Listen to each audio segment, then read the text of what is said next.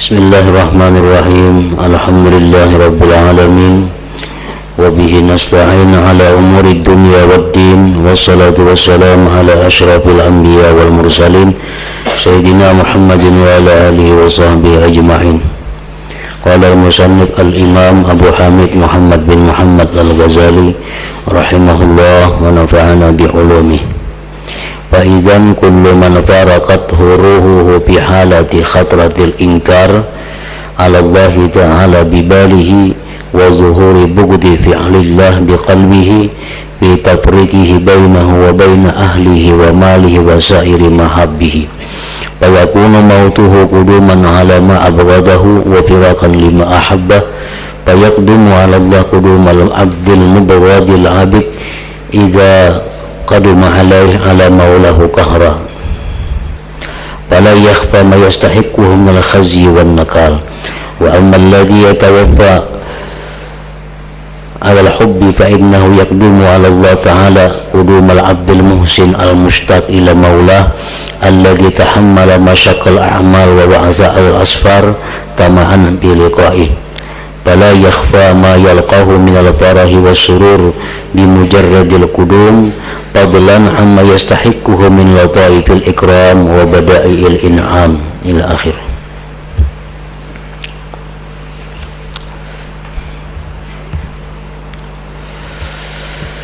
Makna daripada kalam al-imam al-Ghazali rahimahullah wa nafa'ana bi'ulumih. Maka dengan demikian setiap orang yang berpisah dengan rohnya, setiap orang yang meninggal dunia dalam keadaan ingkar kepada Allah Ta'ala di hatinya dan nampak kebencian kepada perbuatan Allah di hatinya pada dipisahkannya antara dia dan keluarganya dan hartanya dan kekasihnya yang lain, niscaya kematiannya itu merupakan kedatangan kepada yang dibencinya dan berpisah dengan apa yang dicintainya. Nah, orang yang dicabut nyawanya dalam keadaan tidak suka kepada Allah, orang yang dicabut nyawanya dalam keadaan kecewa atas ketetapan Allah yang ingin memisahkannya dengan hartanya, dengan keluarganya, dengan orang-orang yang dicintainya. Nah, orang yang dicabut nyawanya dalam keadaan seperti yang demikian itu, maka dia berarti akan mendatangi kepada tempat yang dibencinya dan ia berpisah dengan apa yang dicintainya. Nah, di saat kita menghadapi kematian, di situ kita sudah tahu, diberitahu bahwa kita ini mati. Mungkin orang-orang di sekitar kita belum tahu, tetapi ini orang sudah diperlihatkan oleh Allah tanda-tanda kematian untuk dirinya. Antara lain bahwa diperlihatkan kepadanya tempat yang akan dia datangi, surga atau neraka. Nah, di saat itulah bahwa seseorang ini sudah berada dalam keadaan kepastian bahwa dia akan mati, akan berpisah dengan harta, keluarga, dan orang-orang yang dicintainya. Nah, apabila di saat itu hatinya kecewa kepada ketetapan Allah itu, hatinya sangat berat menghadapi perpisahannya dengan dunia ini, maka itu alamat bahwa dia akan menempati tempat yang sangat dibencinya di hari kiamat. Maka ia datang kepada Allah sebagaimana datangnya seorang hamba yang dimarahi, yang meninggalkan rumah tanpa pamit. Jika ia pulang kembali kepada majikannya secara paksa, maka tidak samar lagi apa yang berhak dengannya daripada kehinaan dan siksaan. Orang yang ingin bertetap di dalam dunia, orang yang ingin selalu berada di tengah-tengah harta dan keluarganya, dan dia tidak ingin dimatikan oleh Allah, nah maka orang ini andai kata dimatikan, maka dia sama halnya dengan seorang budak yang secara paksa dikembalikan kepada tuannya. Tentu dia akan mendapat kehinaan, mendapat hukuman daripada tuannya itu.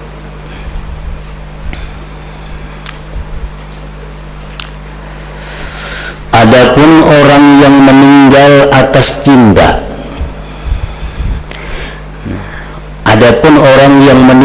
atas cinta, maka sesungguhnya ia datang kepada Allah Ta'ala seperti datangnya seorang hamba budak yang berbuat baik dan merindukan kepada majikannya, yang ia menanggung kesulitan-kesulitan pekerjaannya dan kesukaran-kesukaran perjalanan karena menginginkan segera dapat bertemu dengan majikannya. Maka tidak samar lagi apa yang ia temui daripada kegembiraan dan kesenangan dengan semata-mata bertemu, lebih-lebih dari apa yang ia berhak dengannya daripada lemah lembutnya kemuliaan dan indahnya pemberian. Nah, jadi umumnya manusia tidak suka kepada kematian. Jakanya kalau ditunda, kematian itu selalu ditunda. Itu fitrah yang ada pada diri setiap manusia. Kenapa manusia itu tidak suka kepada kematian? Padahal dia meyakini bahwa kematian itu adalah bertemu Allah, bertemu Tuhannya, bertemu dengan orang yang menciptakannya. Tetapi kenapa kita ini kada ketuju lawan kematian itu? Nah, para ulama mengambil dari berbagai hadis Rasulullah sallallahu alaihi wasallam kenapa sebab kita ini kada ketuju bertemu Allah atau kada suka dengan kematian itu. Pertama, sebabnya adalah karena kita cinta dunia, karena kita cinta kepada dunia. Sedangkan bertemu Allah itu berarti meninggalkan dunia. Berhubung dunia yang dicintainya, otomatis dia kada akan mau berpisah dengan dunia itu. Nah, salah satu penyebabnya adalah kecintaannya kepada dunia. Yang kedua, sebabnya kenapa kita ini takutan dengan kematian itu, karena tidak ada kepastian kita ini mati masuk apa, masuk surga kah atau masuk neraka. Kada ada kepastian. Sedangkan dunia, sesakit-sakitnya kita dalam dunia, kawah aja disandang, sesusah-susahnya dalam dunia kawah aja dipikul. Tapi kalau aku mati, aku belum tahu ke mana matiku, ke surga atau ke neraka. Nah, karena ketidakpastian itulah manusia itu takutan mati. Kalau perlu kada hendak mati.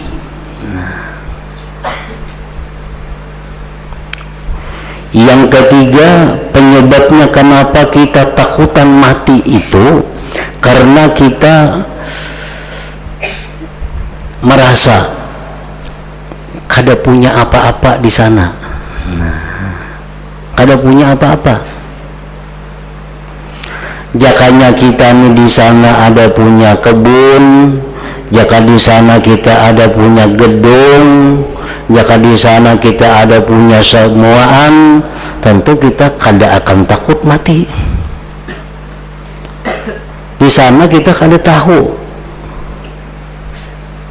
kita kada berisi rumah di sana, kita kada berisi keluarga, kada berisi kendaraan, kada berisi kebun, maka pacang ke situ kita datang. Nah, oleh karena itu kita tahu kita kada berisi apa-apa, lalu kita takutan ke situ. Takutan ke situ. Sama halnya orang dalam penjara. Orang dalam penjara itu susah, makan terbatas, semuaan terbatas. Tapi inya tahu kalau keluar pada penjaranya bakal dibunuh orang karena banyak sudah menghadang. Ini kan dalam penjara bagaimana, kayak apa kasusahnya, karena bila keluar pacang ada yang menghantam inya yang lebih parah pada penjara. Nah, sama halnya dunia ini adalah penjara, susah dalam dunia ini. Tapi kalau kita tahu bahwa kalau mati lebih susah lagi, takutan kita mati.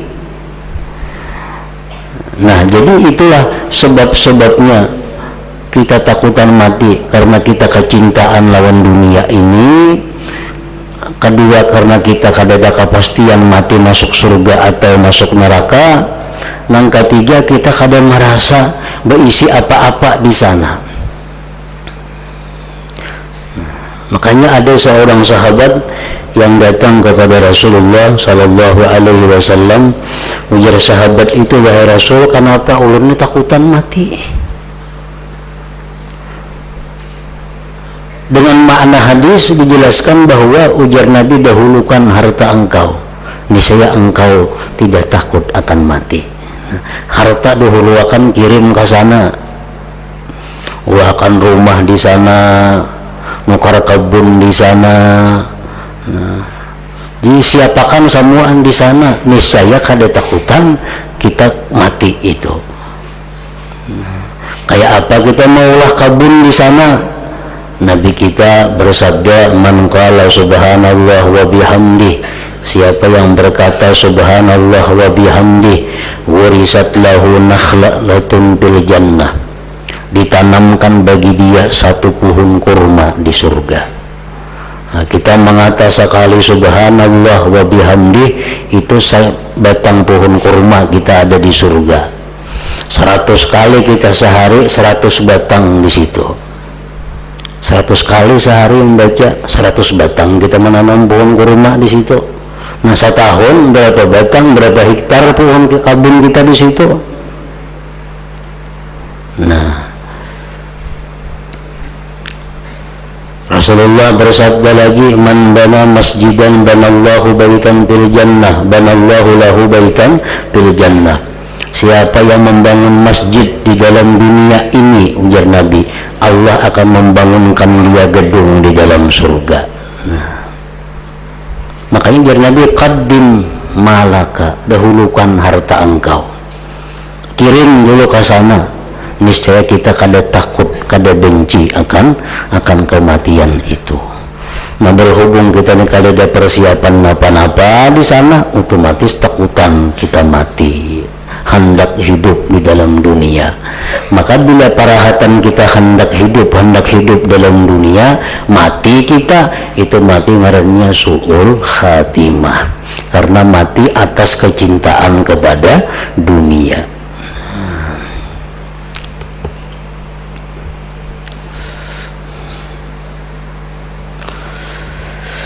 Orang-orang yang beriman, orang-orang yang banyak beramal saleh, itu sudah jelas mereka itu kada takutan mati.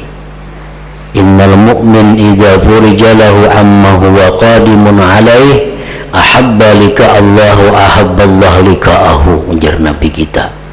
Orang yang beriman, yang benar-benar beriman kepada Allah, bila mana dibukakan baginya tempat yang bakal ia datangi, maka dia akan suka bertemu kepada Allah, dan Allah pun suka bertemu kepadanya.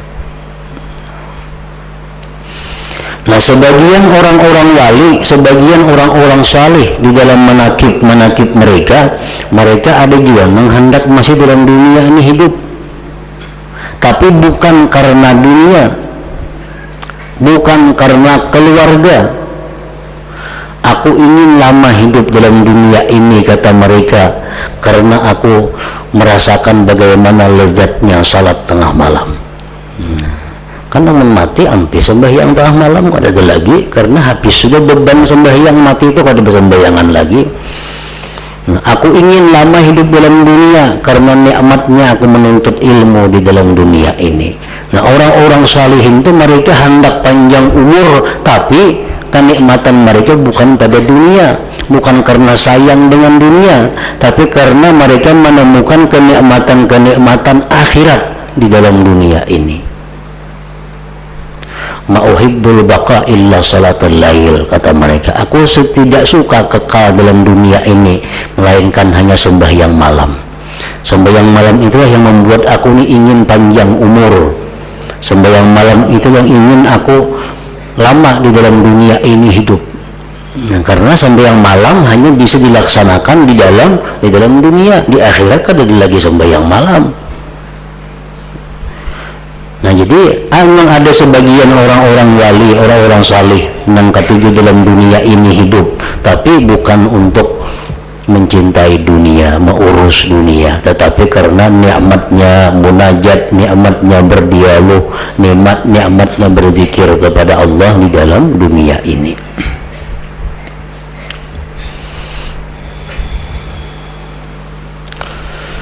Adapun akhir hidup yang kedua, yang mana ia di bawah yang pertama dan tidak membuat orang itu kekal di neraka. Kalau orang mati dalam keadaan i'tikad yang salah, kalau orang yang mati membawa i'tikad bid'ah, nah ini kekal dalam neraka. Su'ul khatimah yang membawa kepada kekal di alam neraka, karena i'tikadnya salah, tauhidnya salah. Nah, kalau orang mati i'tikadnya bujur, tapi ia mati dalam keadaan cinta dunia, ia mati dalam keadaan susah meninggalkan dunia ini, itu pun matinya su'ul khatimah juga, namun itu kadang membuat kekal di dalam neraka,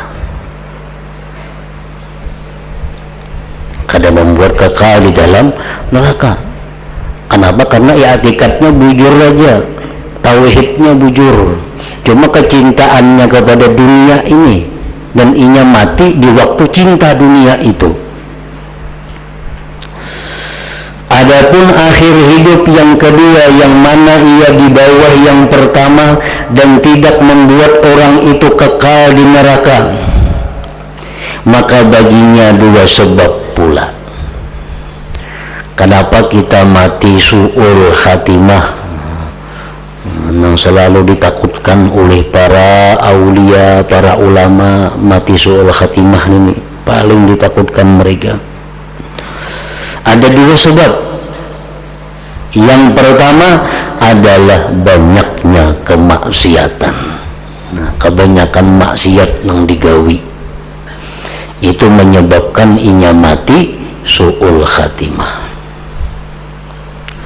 Meskipun imannya kuat, walaupun imannya kuat, tapi karena kebanyakan maksiat yang dilaksanakan, yang digawinya, itu bisa menyebabkan dia mati dalam keadaan su'ul khatimah, walaupun ini kadang mengakibatkan kekal dalam neraka. Banyaknya kemaksiatan meskipun imannya kuat. Pada umumnya seluruh maksiat membawa kepada kejahatan di akhir hayat.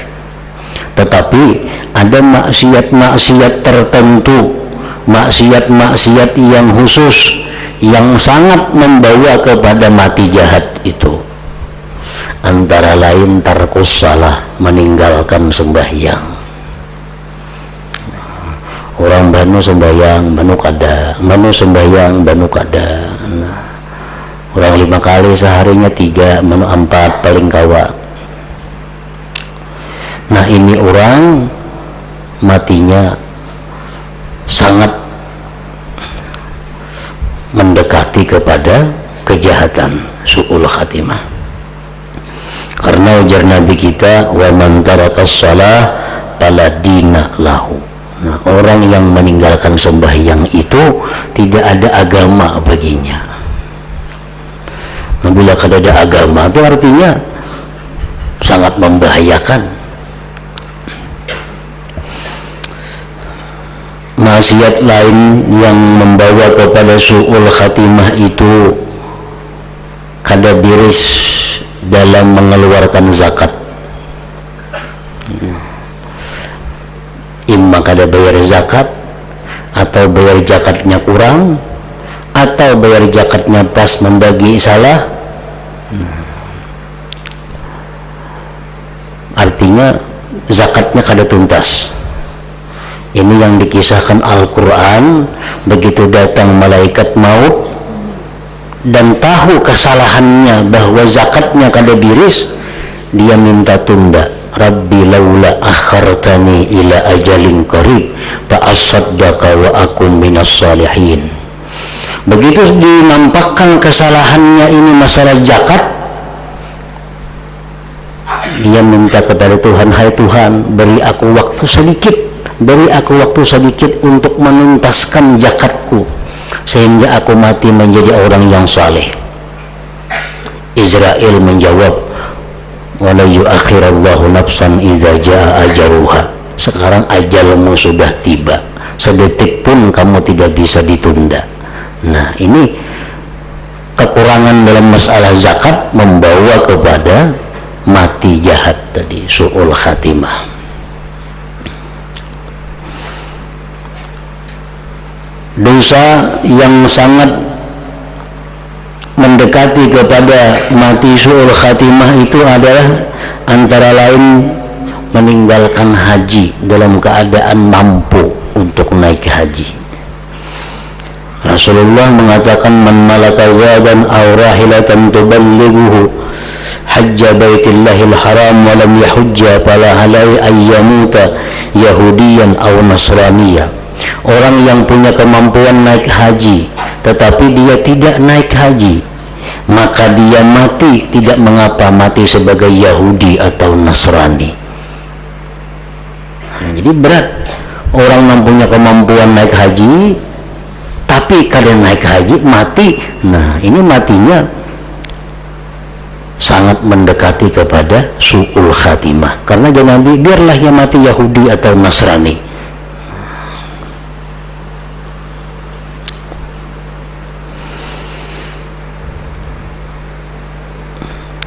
Ini maksiat khusus yang mendekatkan kepada su'ul khatimah. Antara lain lagi maksiat itu ujar Nabi kita, arba'atu nafarin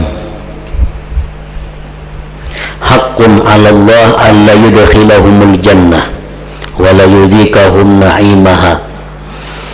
Ada 4 golongan yang pasti Allah kada masukkan mereka ke surga dan kada Allah rasakan nikmatnya surga. 1, mudminu khamrin, orang yang suka minum arak. Wa akilur riba, orang yang makan riba.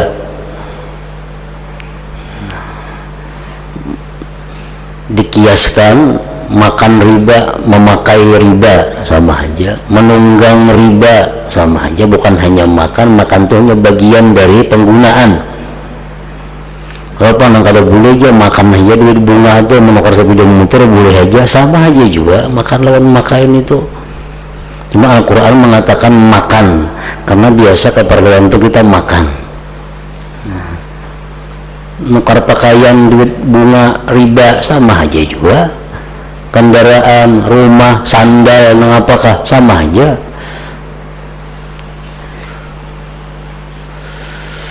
Wa akilu malil yatim, makan harta anak yatim. Wal aqli walidayhi, orang yang durhaka kepada orang tua. 4 orang itu dipastikan Allah kada masuk surga dan kada Allah rasakan nikmat surga, illa ayyatubu, kecuali tobat sebelum matinya. Nah, kecuali tobat.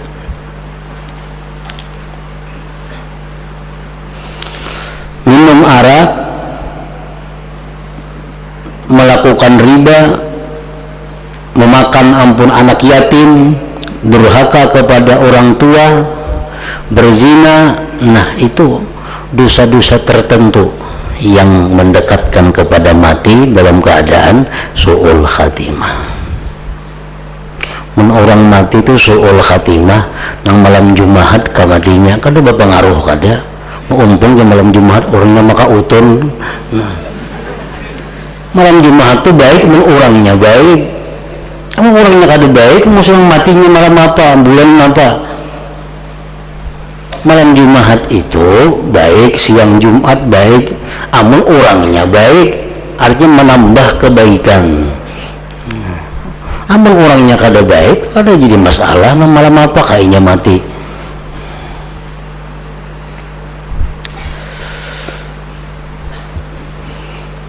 Ada hadis Nabi lagi yang ini dosanya mengarah kepada su'ul khatimah, anjur atar, adu domba. Ujar Nabi kita, la yadkhulul jannah namam. Nah, belakang itu tuh kalimatnya itu bahaya. La yadkhulul jannah namam, kada masuk surga orang nang anjur atar, orang nang katuju mangipasi, orang nang damai jadi bahual, orang nang bahual tambah bahual. Ini banyak nang kada merasa kalakuan nang itu asa orang nang anjur atar, padahal seorang anjur atar. Ini mandangan kayak gini, nah asa orang nang anjur atar itu kada seorang, padahal seorang anjur atar. Nah, kada merasa kadanya. La yadkhulul jannata namam, kada masuk surga jar Nabi orang nang anjur atar. Bila kada masuk surga berarti matinya pacang su'ul khatimah, karena kalau orang mati husnul khatimah itu masuk surga. Bila ada hadis Nabi yang mengatakan la yadkhulul jannah, kada masuk surga ini itu, berarti orang ini su'ul khatimah. La yadkhulul jannata namam. Nah, jadi penyebabnya adalah su'ul khatimah itu banyaknya kemaksiatan meskipun imannya kuat.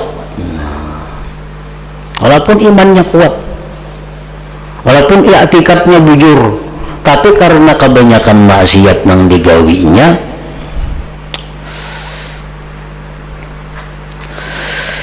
lalu mengakibatkan su'ul khatimah.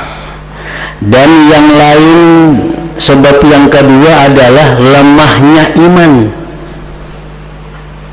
Meskipun sedikit berbuat maksiat, nah, orang ini imannya lemah, imannya kada kuat, imannya mudah goyah, walaupunnya maksiat kada banyak, orangnya kada pamandir sandu benar.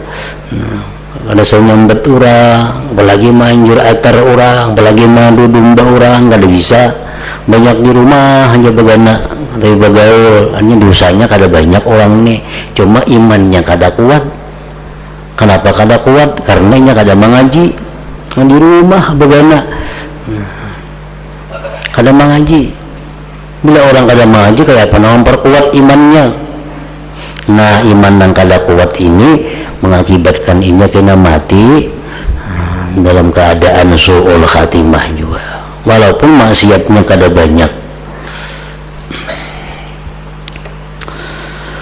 Dan penjelasan yang demikian itu karena melakukan maksiat itu sebabnya kuatnya syahwat dan melekatnya syahwat dalam hati dengan banyaknya kecenderungan hati dan kebiasaan atas yang demikian. Semua yang disenangi oleh manusia dalam umurnya, maka ingatannya kembali kepada hatinya ketika akan meninggal. Jadi waktu kita hendak meninggal dunia itu nang muncul dalam hati kita apa yang kita senangi dalam dunia.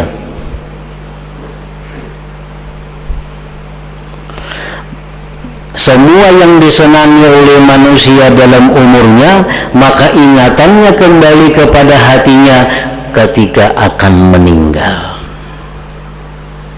Amun orang senang mengucap la ilaha illallah, berapa sehari banyak mengucap la ilaha illallah, begitunya hendak mati kena kalimat itu nang ingat.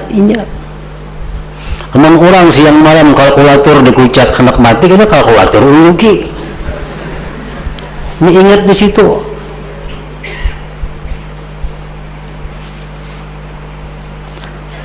Apa kesenangannya, kesibukannya dalam dunia, itulah yang diingatnya waktu hendak mati. Apabila kesenangannya lebih banyak kepada taat, maka kebanyakan yang datang dalam hatinya adalah ingat kepada taat kepada Allah Ta'ala. Dan apabila kesenangannya itu lebih banyak kepada maksiat, maka ingatannya pada maksiat itu kuat atas hatinya ketika akan mati.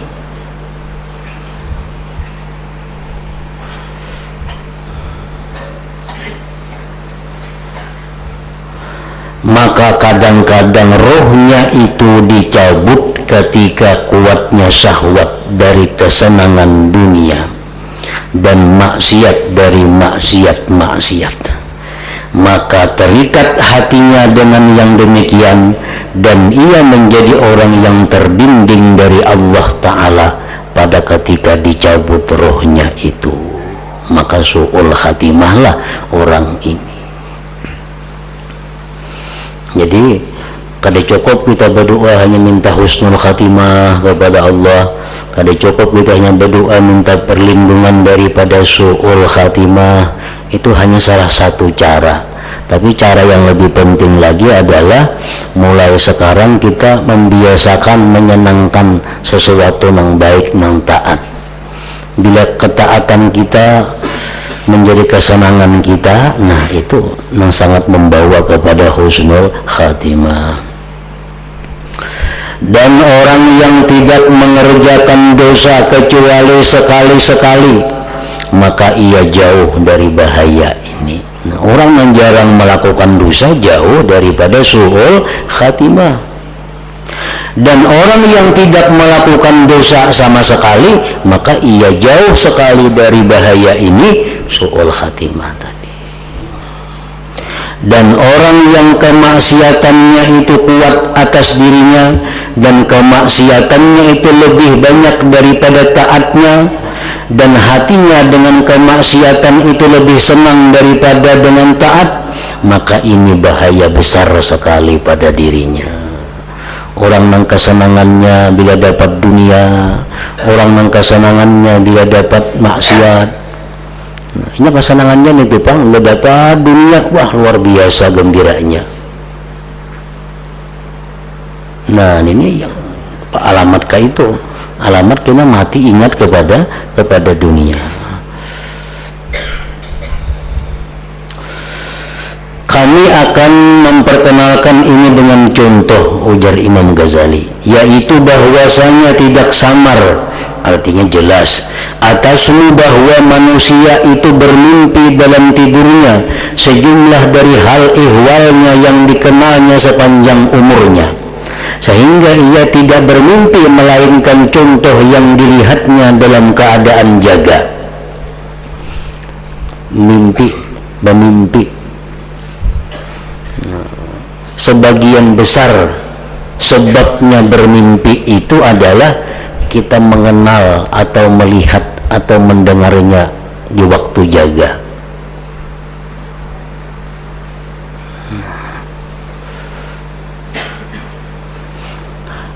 mimpi itu biasanya adalah pekerjaan-pekerjaan kita. Kada jauh daripada itu. Orang menghidup keseharian sebagai tukang, kada mau mimpi jadi dokternya. Ada mau, karena gawiannya tukang. Minta mimpi dari hubungan orang begana atau di mana membaiki rumah orang. Karena pekerjaannya sehari-hari adalah tukang. Mimpinya itu kada jauh daripada pertukangan. Karena itu yang ia kenal, yang ia lihat, ia dengar, ia rasa setiap hari. Hatinya banyak ke sana. Sehingga ia tidak bermimpi melainkan contoh yang dilihatnya dalam keadaan jaga. Dan sehingga anak yang menginjak dewasa murahid, yang bermimpi junub, bermimpi basah, itu tidak bermimpi melihat bersetubuh bila mana ia belum pernah bersetubuh dalam keadaan jaga. Dan jika tetap ia seperti demikian dalam beberapa waktu, niscaya ia tidak melihat ketika bermimpi basah rupanya, bentuknya bersetubuh itu, karena kada pernah melihat dan merasakan di waktu kada guring bagaimana bersetubuh itu. Kemudian tidak samar bahwa seseorang yang menghabiskan umurnya memperdalam ilmu fikih, niscaya ia bermimpi tentang hal-hal yang berkaitan dengan ilmu dan ulama, lebih banyak daripada yang dimimpikan oleh seorang pedagang yang menghabiskan umurnya dalam perdagangan. Nah, orang yang berdagang itu mimpinya dalam perdagangan tuh bang. Ini ada mimpi ulama atau mimpi ilmu jarang benar adanya, jarang adanya, karena kehidupan sehari-harinya dalam perdagangan. Dan seorang pedagang bermimpi tentang hal-hal yang berkaitan dengan perdagangan dan sebab-sebabnya lebih banyak daripada yang dimimpikan oleh seorang dokter dan seorang ahli fikih. Dokter mau aja mimpinya perdagangan cuma jarang. Nah, karena kesehariannya hidupnya adalah di bidang kedokteran. Karena sesuatu yang nampak dalam keadaan tidur itu adalah apa yang dihasilkannya sesuai dengan hati, sebab lama sayangnya atau sebab yang lain dari sebab-sebab. Orang hendak mimpi aja bertemuan Nabi. Nah, itu bisa aja bertemuan Nabi. Tapi kalau sudah kerinduannya dengan Nabi itu luar biasa. Ribuan kali ia sebut nama Nabi. Sehingga sampai-sampai tak bawa guring salawatnya. Nak mau mimpi Nabi ini tuh. Mun 10 besukan, 10 kamarian, nak mimpi Nabi kadanya mau.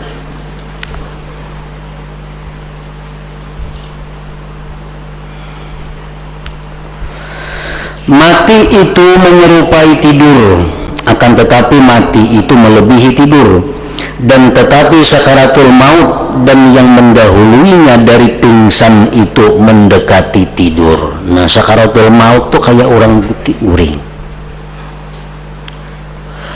Maka yang demikian itu mengharuskan mengingat apa yang disayangi oleh hati.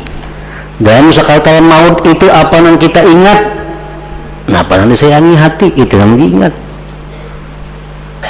Dan kembalinya kepada hati. Dan salah satu sebab yang menguatkan berhasilnya ingatan dalam hati itu adalah lamanya sayangnya hati. Lawas kita menyayangi sudah lawan itu nah, pengalih benar membuangi. Kita bawa ke mati ini tuh. Lama sayangnya hati dengan perbuatan-perbuatan maksiat dan taat itu juga menguatkan yang demikian. Orang yang katujunya beribadah, katujunya taat, katujunya menuntut ilmu, katujunya berzikir. Nah, begitu ia hendak mati, itu kan keingatan. Nah, kayak apa aku lagi menuntut ilmu, kayak apa aku lagi sembahyang duha, kayak apa aku lagi sembahyang tahajud. Maka selama ini aku tuju sembahyang itu rami, sembahyang itu. Nah, hendak mati itu ingatannya. Karena waktunya sigar itu kenyamanannya, itu yang disayanginya. Nah, maksiat pun kayak itu juga, dunia pun kayak itu juga. napa nang kita sayangi, napa nang kita urusi hari-hari, pasti itu nang timbul dalam sakaratul maut. Seribu nang menalkin la ilaha illallah di telinga, kada berpengaruh. Kenapa? Hatinya sibuk dengan mengatakan, memikirkan apa yang ditinggalkannya.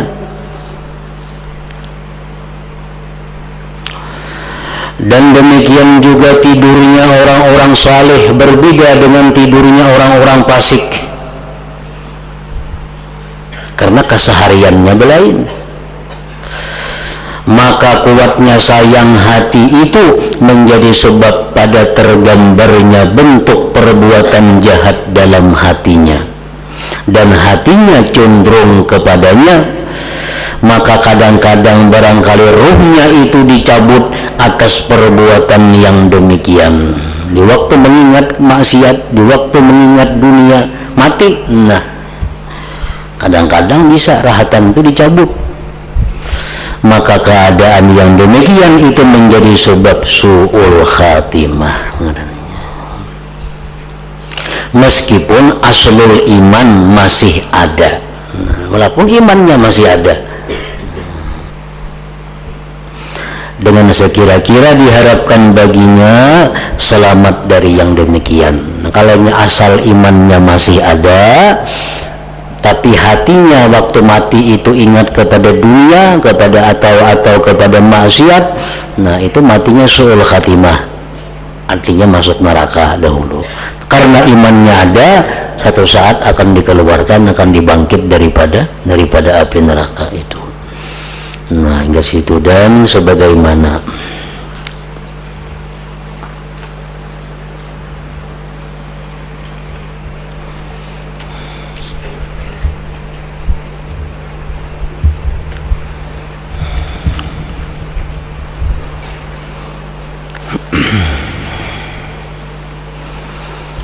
Abdul Zikri wa'alam annahu la